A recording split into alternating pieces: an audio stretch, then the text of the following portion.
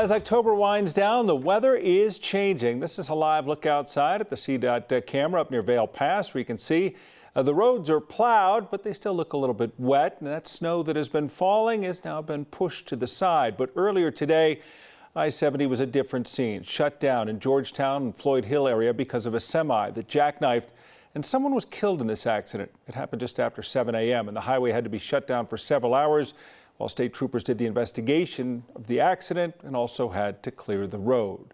As far as that snow, it's come and gone. The story tonight, though, will be freezing cold temperatures. Yeah, it was cold and it's getting colder. Let's check in with Chris Bianchi now. And I guess this is it. This is the big one, the first big freeze for the fall.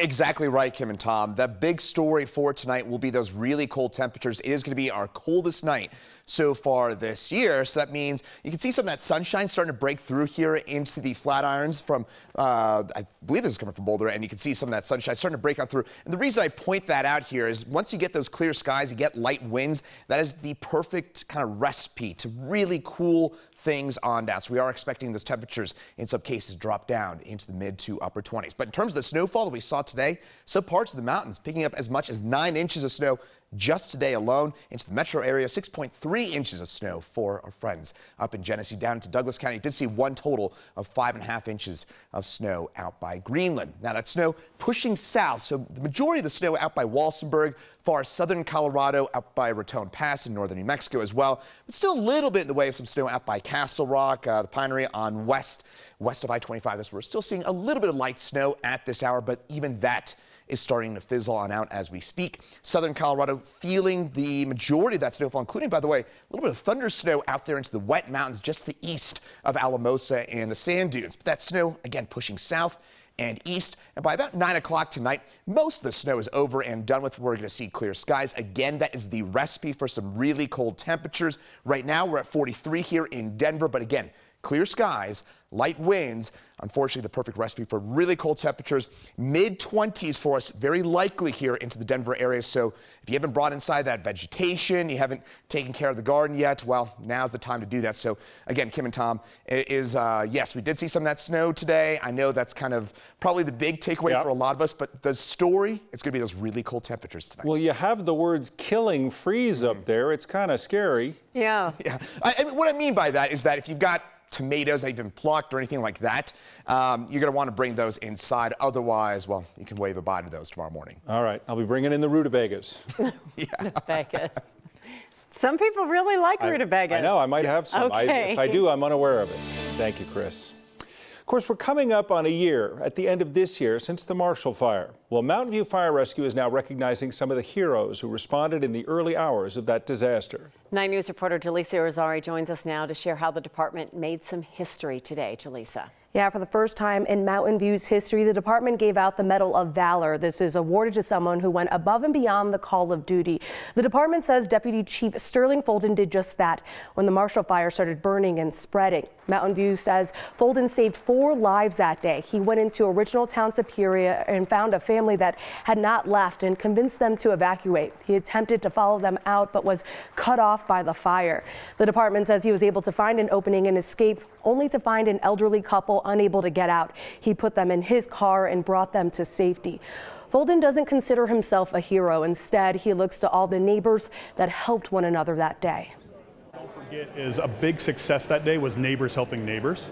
And so spreading the word about the fire coming, about evacuations, helping each other get out, helping each other put out each other's homes if they could, or their cars. You hear all the heroic stories that went on that day. And I hope people don't forget that.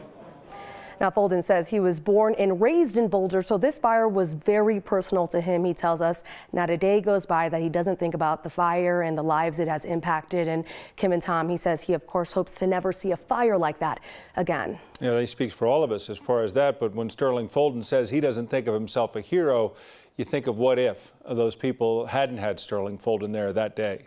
Yeah, and he thinks about that, too. He goes back in his brain, and he says that he often thinks about what if he didn't make it out, or what if he didn't see that family or that couple? Right. What would happen then? Certainly deserving, certainly heroic. Right person at the right time. Yeah. Oh, my goodness. All right. Thanks, Jaleesa.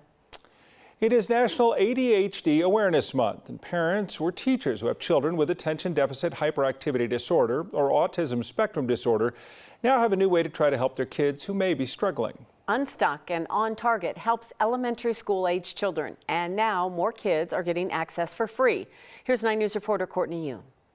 Executive functioning can be a struggle for anybody at any age. Right, there was just a lot of distractions. Oh, I forgot my shoes. But for kids with ADHD or ASD, it can make life debilitating. She is incredibly creative and kind-hearted. Micah Gans says she noticed her daughter had trouble with executive functioning, flexibility, planning, and organizing when she was 8 years old. This child has left the house without shoes, which I can appreciate that she is so present in the moment that she forgot her shoes. Like, there is a beauty to that. But she says it was also frustrating as a parent and for her daughter too. So their family started using Unstuck and On Target, an online training that helps improve executive functioning in kids. We see a lot of change in the kids who are doing doing Unstuck at school. Dr. Laura Anthony is a psychologist at Children's Hospital Colorado. She's been working on and researching the training Unstuck and On Target since 2009. Interventionists, school educators can just watch the training and pick up the book and start doing it with their students. The training has recently gone online to expand access to teachers and families across the nation for free. Executive function difficulties often looks like a kid won't do something when actually it's that a kid can't do something. So it's a little freeing as a parent to know that your kid is just stuck in a feeling and it's not about obedience. Micah says they've been using the training for about 7 months now and have already seen a positive change in their 10-year-old daughter. She told me that she made a list of things she was going to do in the morning before school, and that's incredible. Now she says her daughter is more empowered in life than ever. The end result is that she's proud of herself for accomplishing something and knows that that is a valuable lesson. Dr. Anthony says executive functioning helps people be successful in all aspects of life. That's why they wanted to create this training to intervene early and change developmental trajectories for kids. And Micah told us that these skills can also help adults, and it's helped their whole family as well, including their young children, because Dr. Anthony has told us that this part of the brain, executive functioning, is actually developing until about age 30. So this can help kids and adults too, even children who don't have a formal diagnosis. Really helpful. Nice to see. Yeah, and you totally believe that sometimes, depending on the child or young person, it takes a while for all of that to really kick in. Yeah, and it can be hard for all of us to make decisions sometimes. So real practical skills that a lot of people could benefit from. I hear you. Thanks, Okay. Courtney. Thanks, Courtney.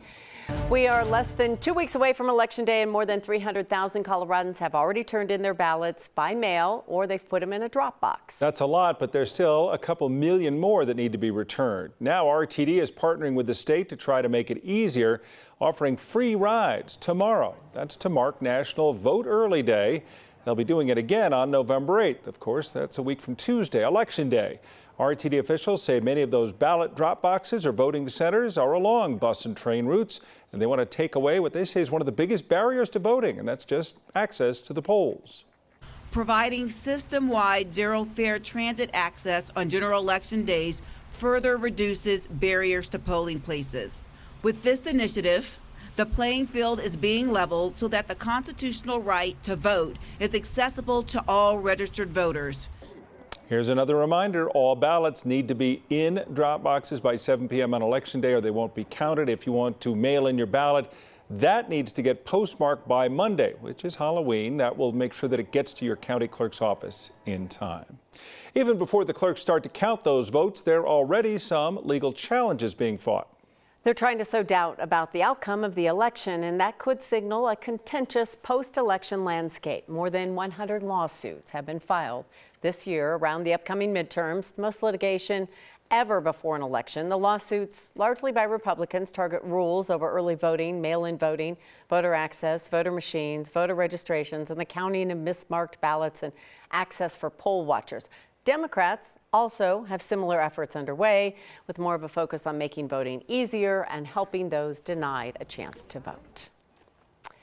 The widow of a man murdered in Denver inside their Cheeseman Park neighborhood home last year believes an entire system failed, leading up to her husband's death. Our Chris Vanderveen spent months looking into that case and found that several times the man now convicted of murder was let go in the days prior to the crime.